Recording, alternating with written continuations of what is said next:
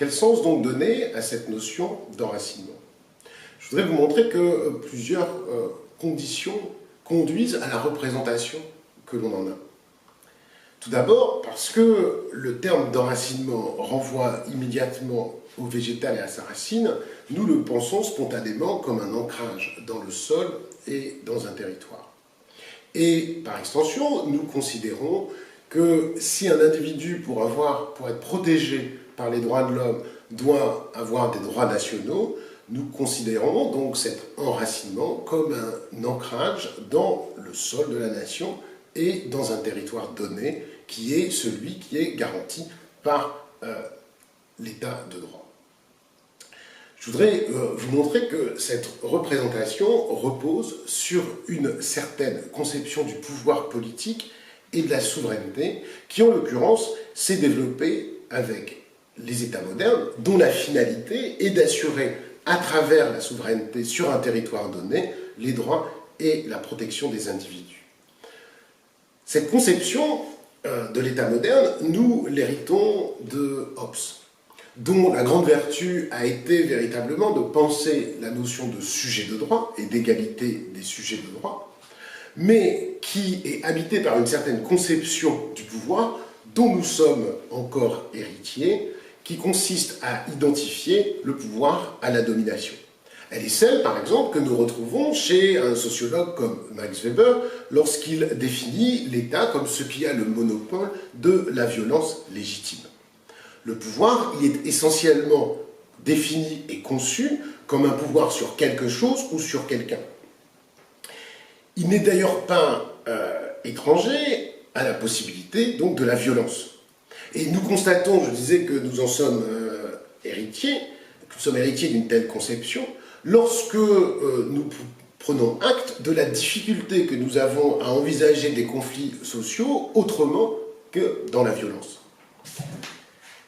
Si cette conception est héritière de Hobbes, c'est parce qu'il définit le pouvoir politique souverain comme ce qui garantit la vie et la sécurité des individus.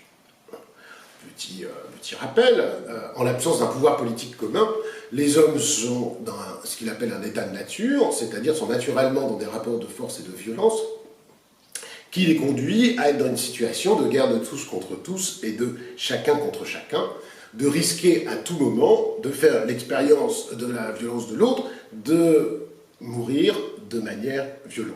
Dans ces conditions, le pouvoir politique est ce qui va pouvoir assurer la sortie, à travers un contrat, la sortie d'un tel état, en assurant, s'il le faut par la force, tout au moins par la crainte que les individus peuvent éprouver de ce qu'il va leur arriver au cas où ils ne respecteraient pas leur engagement, c'est-à-dire qu'il s'agit en quelque sorte pour Hobbes de substituer la crainte que je peux avoir que n'importe quel individu vienne exercer sa violence sur moi à une crainte en quelque sorte envers moi-même, c'est-à-dire c'est la crainte de ce qui pourrait m'arriver au cas où je ne respecterais pas mon engagement. Mais je suis donc la cause là de ce qui pourrait m'arriver. Le pouvoir politique est donc, et il prend la forme, pour que cette crainte puisse fonctionner, il prend la forme du Léviathan, nous dit Hobbes, c'est-à-dire de ce monstre qui suscite la crainte pour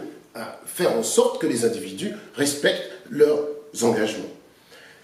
Le pouvoir politique, puisque chaque citoyen, chaque individu délègue son pouvoir et sa force au pouvoir souverain, le pouvoir politique devient donc ce qui détient la légitimité de l'usage de la force, garantissant sur son territoire une égalité de droits de tous les citoyens, pour la bonne et simple raison que tous les citoyens appartenant au contrat se sont engagés de manière identique.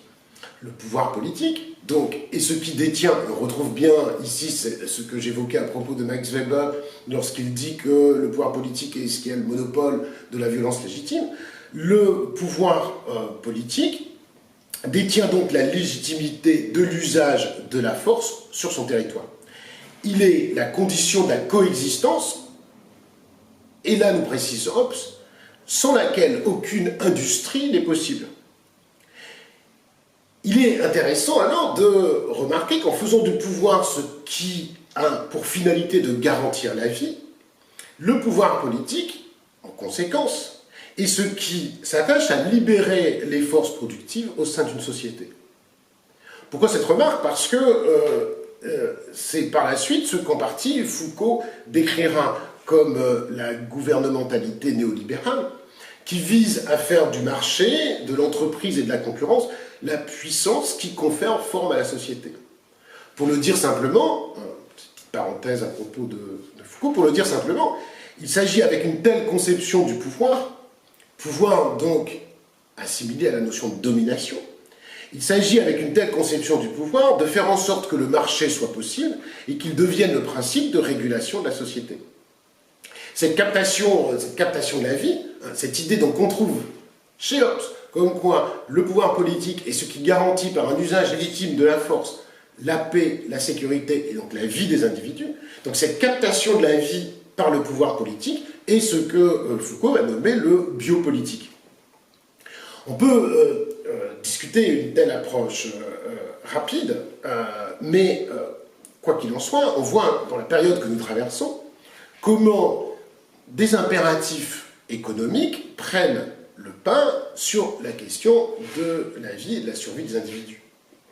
Force est de constater, par exemple, actuellement, que la tension à laquelle nous assistons quant au calcul des risques à prendre sur les vies des individus au nom de la reprise économique renvoie à des décisions d'un pouvoir souverain qui est parvenu à s'inscrire de manière multiple et diffuse chez les individus et dans les strates de la société à un point tel que même ceux qui peuvent éviter de risquer leur vie et leur santé sont prêts à le faire et acceptent cette condition, quand bien même elle ne relève pas d'une nécessité vitale.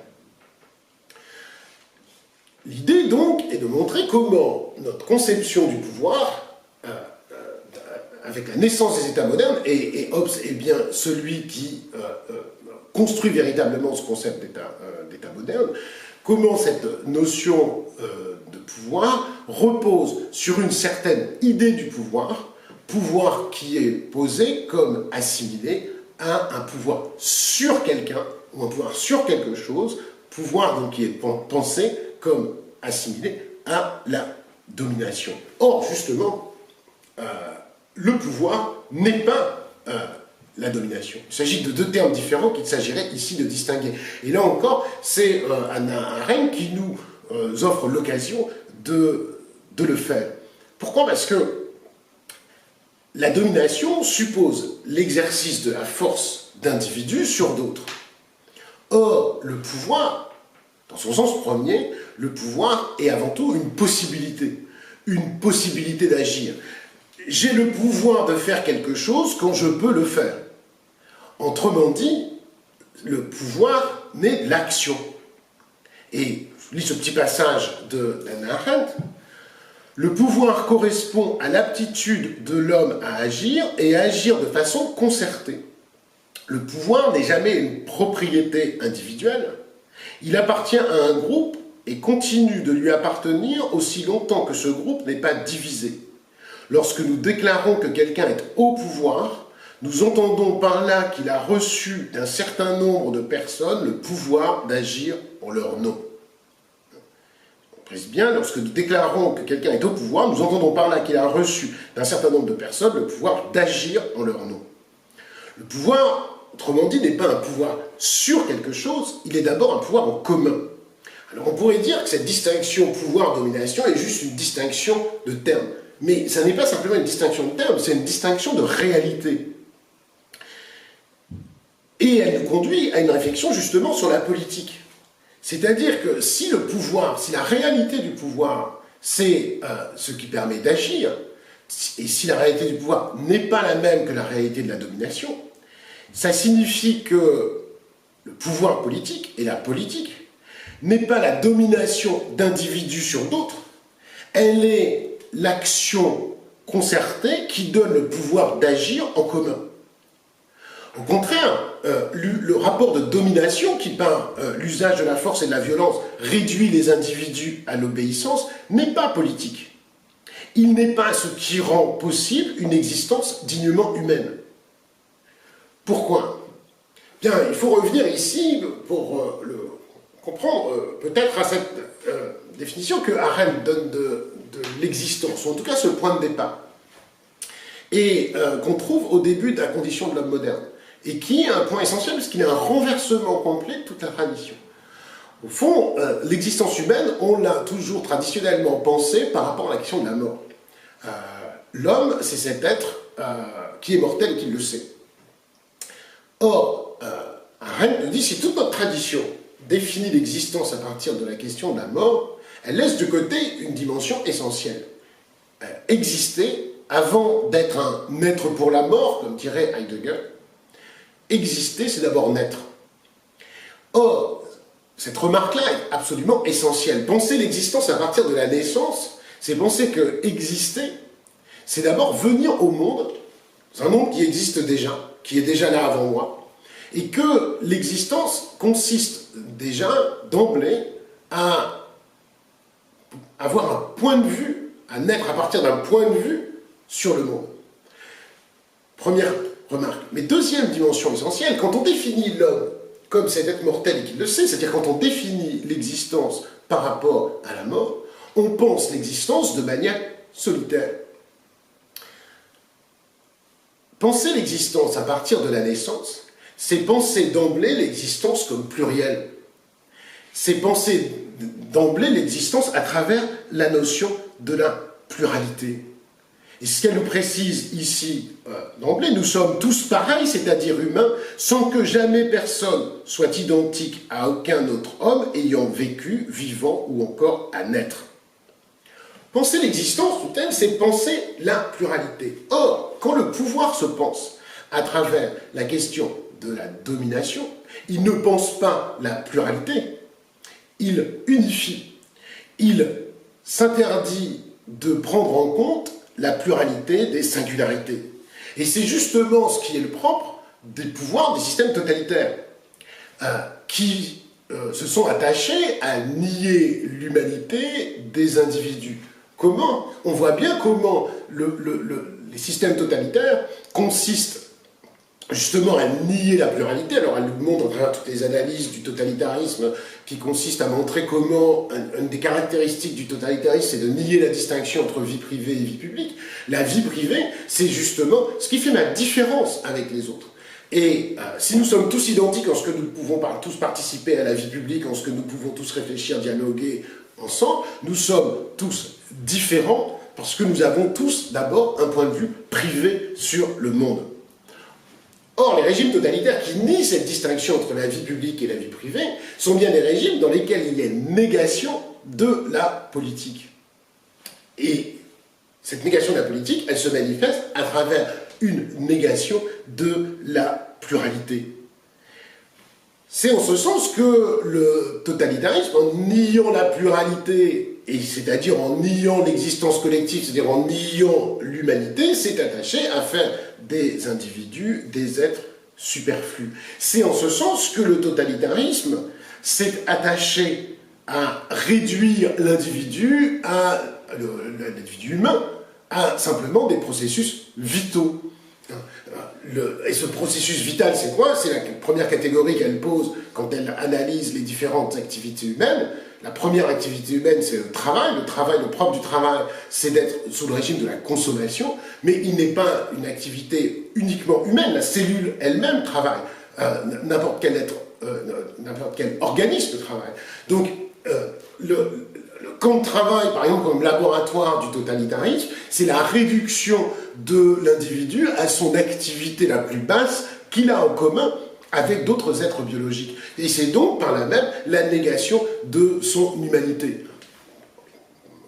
Pour faire un petit point sur ce que je disais à propos de l'analyse de Foucault tout à l'heure, Arendt va en produire d'autres, où elle va dire, mais au fond, c'est quoi la société de consommation, comme société en quelque sorte post-totalitaire? C'est une société dans laquelle le paradigme même qui organise notre société, c'est la consommation, c'est-à-dire le travail, c'est-à-dire l'activité humaine la plus basse, et qui laisse totalement de côté l'activité humaine la plus haute, qui est quoi? Qui est le fait que l'homme n'est pas simplement un être qui consomme, c'est pas simplement un être qui produit des objets, c'est un être qui est capable de parler et d'échanger avec les autres autre chose que des objets.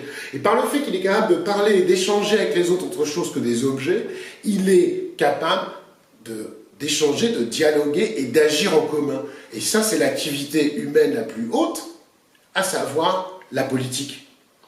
Mais alors, on voit bien comment le pouvoir n'est pas à penser sur le mode de la domination. Le pouvoir, c'est un pouvoir d'agir en commun à travers cette capacité que nous avons de dialoguer et de pouvoir nous concerter et de pouvoir agir de manière concertée.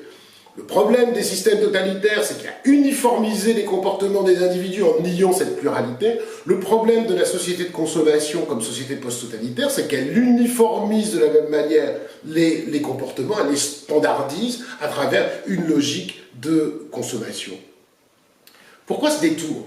Parce que nous disions que la protection et la prise en compte de la fragilité humaine par les droits exigeait une inscription politique de chacun. Que cette inscription en tant que citoyen était la première condition pour que soit prise en compte la nudité de l'être humain et que celle-ci ne reste pas abstraite. Comprendre que le pouvoir ne doit pas se confondre avec la souveraineté, qui est toujours en mesure, souveraineté qui est pensée sur le mode de la domination, qui est toujours en mesure d'exclure des individus par une décision justement souveraine. Par exemple, c'est position dans laquelle se retrouvent les individus sans papier, les apatrides, etc. Penser donc comprendre que le pouvoir ne doit pas se confondre avec la domination, c'est saisir que la cité politique n'est pas d'abord à comprendre en sa localisation physique, territoriale ou géographique. Ce qui fait la participation à la vie politique, c'est pas le fait d'être ancré sur un territoire physiquement, géographiquement défini. Autrement dit, ce n'est pas le territoire qui définit l'espace, mais c'est l'organisation collective de cette pluralité, l'organisation du peuple qui définit le politique et qui, par là même, va garantir des droits. C'est la participation à l'action politique qui rend possible l'appartenance et qui, par là même, définit les droits qu'un individu va avoir et qui, par là même, se pose comme condition pour que les droits de l'homme soient respectés. Il s'agit donc bien de distinguer, je disais pour commencer que dans la question de l'enracinement, on est immédiatement pris dans cette métaphore de la plante, et donc la plante est enracinée dans un territoire, qu'on a une tendance à penser l'enracinement immédiatement comme enracinement dans un territoire. Eh bien, cette tendance que nous avons à penser l'enracinement dans un territoire, elle est en quelque sorte nourrie encore davantage par la conception même du pouvoir que nous avons, que nous identifions à la domination, à la souveraineté, et qui par là même, en quelque sorte, se pense d'emblée à partir d'un territoire. Or, ce qui constitue l'appartenance politique, c'est pas d'abord à penser à partir d'un territoire, c'est à penser par rapport à cette capacité d'agir, de dialoguer, d'agir en commun, et c'est ça qui fait la communauté politique. On peut avoir un territoire sans qu'il n'y ait plus aucune politique. Et finalement, c'est ce qui peut se passer dans des systèmes totalitaires, c'est ce qui peut se passer dans des systèmes contemporains dans lesquels, par exemple, on n'est que dans des rapports de souveraineté et de domination, où on est entièrement conduit par des logiques de productivité ou de consommation, et où finalement passent en priorité toutes les décisions à intérêt économique, laissant totalement de côté la politique, c'est-à-dire la concertation commune, la capacité d'agir en commun. Donc, cette dissociation de la question politique et de la question du territoire, je vais vous lire un petit texte pour dire sur ce point, Arrête la précise ici. Elle dit bien, où que vous alliez, vous serez une police. Cette phrase célèbre n'est pas seulement le mot de passe de la colonisation grecque. Elle exprime la conviction que l'action et la parole créent entre les participants un espace qui peut trouver sa localisation juste presque n'importe quand et n'importe où. C'est l'espace du paraître au sens le plus large. L'espace où j'apparais aux autres comme les autres m'apparaissent, où les hommes n'existent pas simplement comme d'autres objets vivants ou animés, mais font explicitement leur apparition. Cet espace n'existe pas toujours, et bien que tous les hommes soient capables d'agir et de parler, la plupart d'entre eux n'y vivent pas. Tels sont dans l'Antiquité l'esclave, l'étranger et le barbare, le travailleur ou l'ouvrier dans les temps modernes, l'employé et l'homme d'affaires dans notre monde. En outre, nul ne peut y vivre constamment.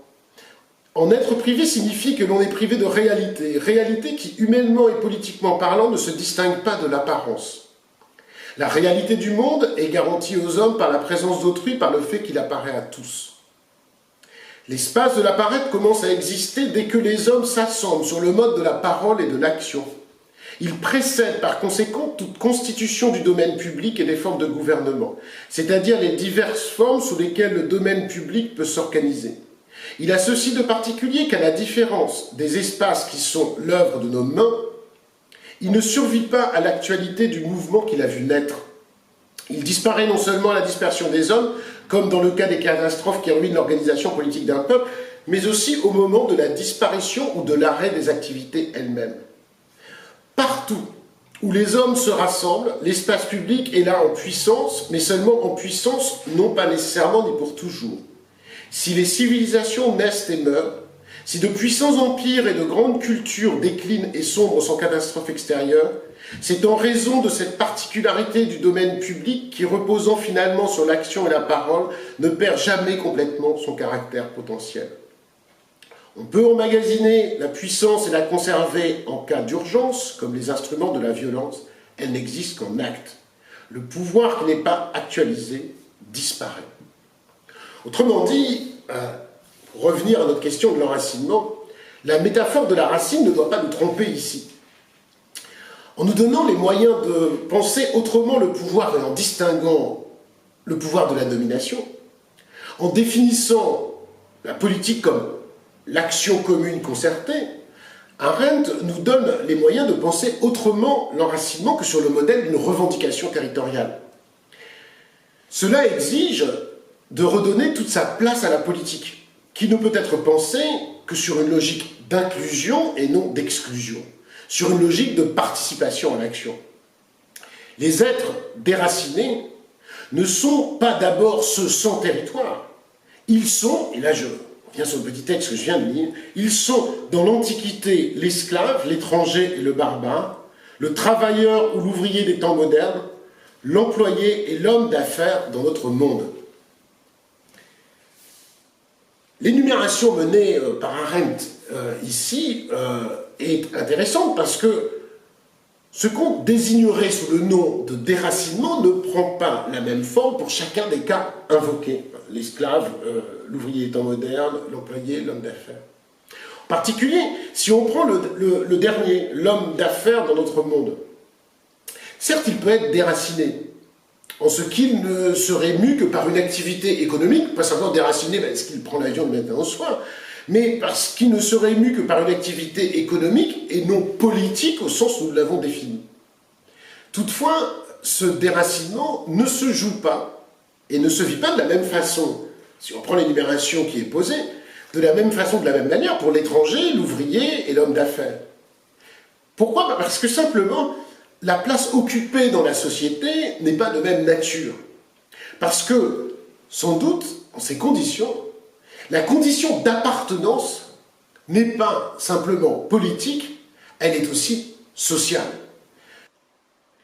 Ce qu'il va s'agir de penser maintenant, c'est que si l'enracinement se pense comme une appartenance à une communauté politique, appartenance qui rend possible l'action concertée commune, si l'enracinement est pensé à travers une reconnaissance politique, les exemples qui sont donnés par Arendt ici semblent nous montrer que la reconnaissance politique ne fait pas tout, et qu'il est peut-être aussi nécessaire pour penser l'enracinement une reconnaissance sociale, ou même toute forme de reconnaissance. C'est ce que nous allons voir maintenant.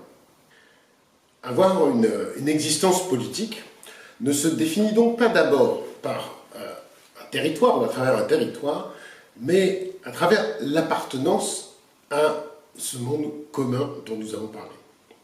Et l'appartenance politique se pense d'abord dans une relation aux autres hommes. L'existence, pour le formuler autrement, l'existence est d'emblée une existence plurielle, une existence collective.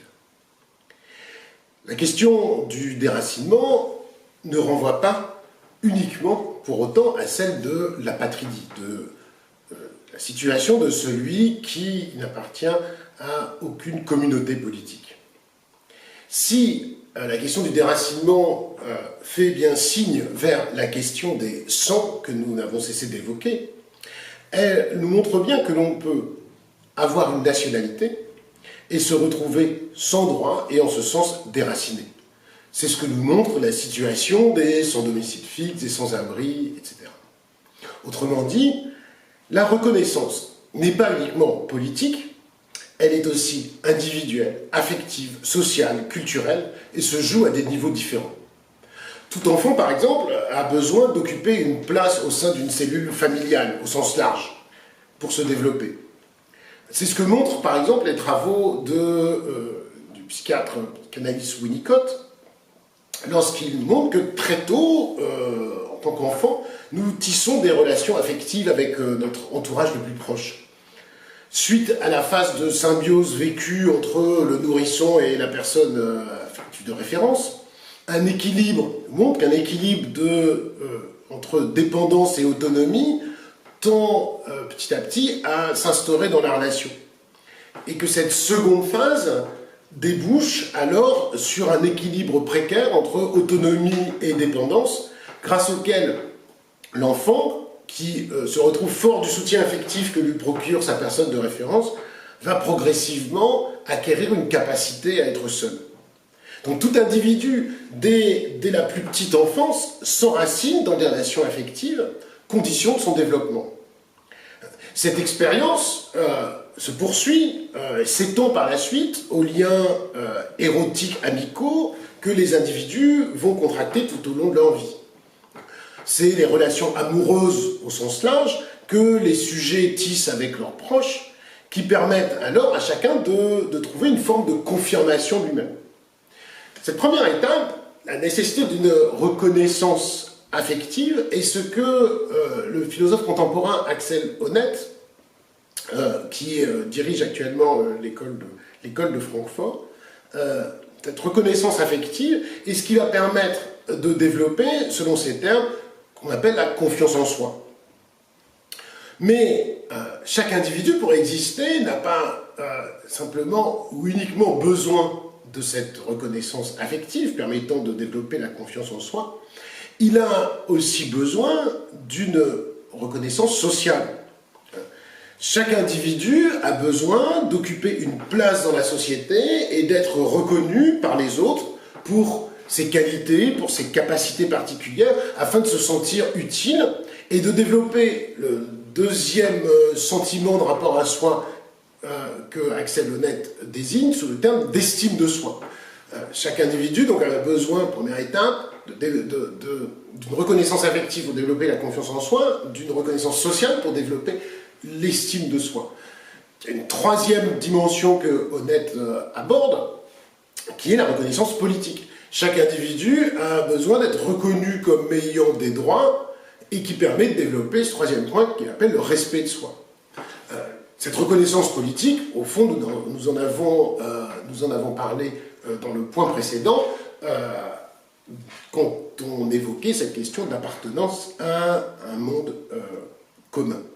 Or, ce que d'ailleurs Axel Honneth nous montre, c'est que cette triple reconnaissance, confiance en soi, estime de soi, respect de soi, semble assez incompatible, et il opère une critique de société contemporaine, semble assez incompatible avec les formes prises par le nouveau capitalisme. Pourquoi ? Parce que le dynamisme économique du capitalisme est conditionné par la flexibilité du marché du travail, capable de requalifier et de déplacer, de délocaliser en permanence dans une recherche de gains supérieurs en productivité et en rentabilité. Ce qui veut dire que si ces trois éléments sont nécessaires pour de reconnaissance, sont nécessaires pour l'existence de tout un chacun, et qui garantissent l'ordre social, cet ordre social devient difficilement conciliable avec la forme que prend le capitalisme dans le monde globalisé que nous vivons. Il souligne comment d'ailleurs l'État social freinait cette tendance à la destruction du lien social. Mais le capitalisme est parvenu à mobiliser de nouvelles ressources normatives comme l'individualité ou la compétition qui détruisent la solidarité. En d'autres termes, dans notre époque contemporaine, nous montre-t-il, la solidarité n'existe plus que sous forme d'images médiatisées de la souffrance et de la détresse. On pourrait multiplier les exemples ici, mais il suffit de se rappeler de cette fameuse photo d'un petit garçon de 4 ans échoué, mort sur une plage, pour que subitement il y ait une espèce d'élan de solidarité et le sentiment d'un scandale face à ce qui s'était passé, alors que tout un chacun peut très bien savoir comment la réalité fonctionne. Une telle attitude, nous dit-il, qui est propre à nos sociétés contemporaines, produit des logiques d'exclusion multiples. Et au fond, c'est ces logiques d'exclusion que nous constatons à propos de tous ces champs que nous avons évoqués. Pourquoi ce détour?